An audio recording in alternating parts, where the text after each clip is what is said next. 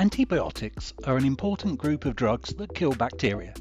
An example of an antibiotic that most people have heard of is penicillin.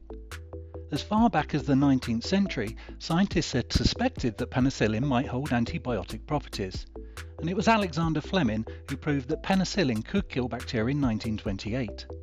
Since then, antibiotics have become incredibly important and saved millions of lives across the world. However, over the years, misuse and overprescription of antibiotics has meant that certain bacteria have become resistant to them. This is called antimicrobial resistance, or AMR for short. AMR is a problem because if we can't rely on antibiotics to combat bacterial infections, many more of us will get sick and die. So how does AMR occur? Antibiotics, which are prescribed by our doctors and other health professionals, work by affecting the bacteria inside our bodies which are causing us to be unwell. They work by slowing down how fast the bacteria can multiply or by neutralizing the bacteria directly.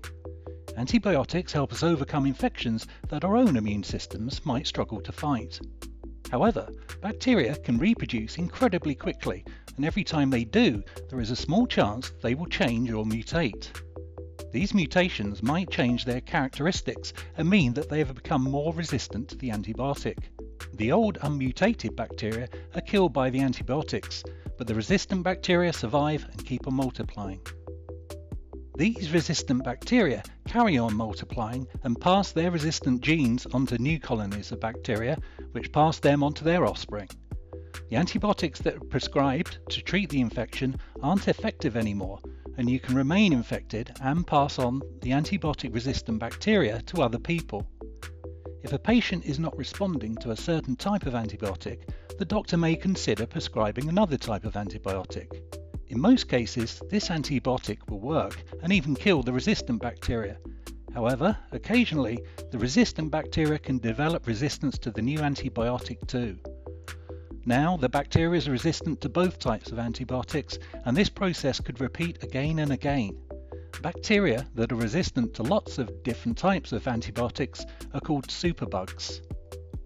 Methicillin-resistant Staphylococcus aureus, or MRSA for short, is an example of a superbug that is resistant to penicillin-based antibiotics.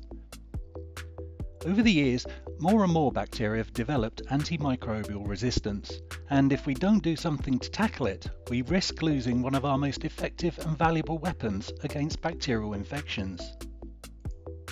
So, what can we do to prevent AMR? If we are prescribed antibiotics, it's very important that we finish the full course of the treatment.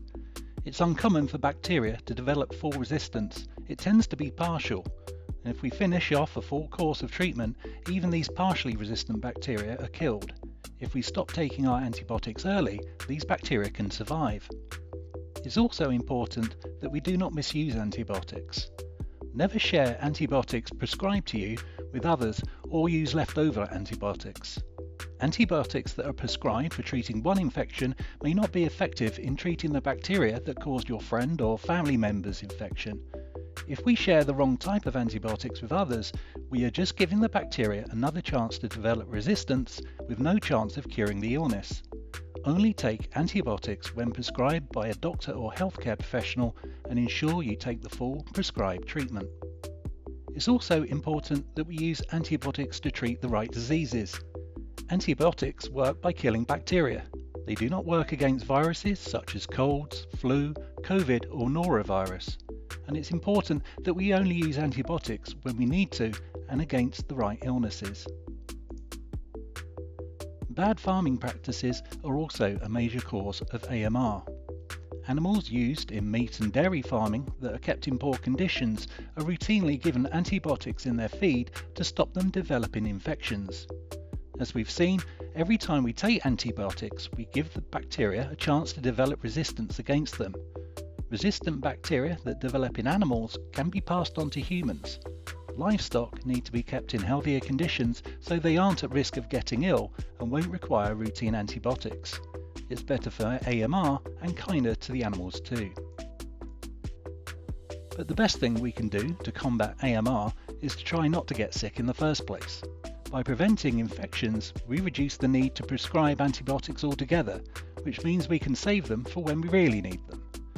We can reduce the risk of getting unwell by promoting good hygiene practices such as good hand hygiene, keeping our environment clean, staying at home and away from vulnerable people if we feel ill, and catching our coughs and sneezes.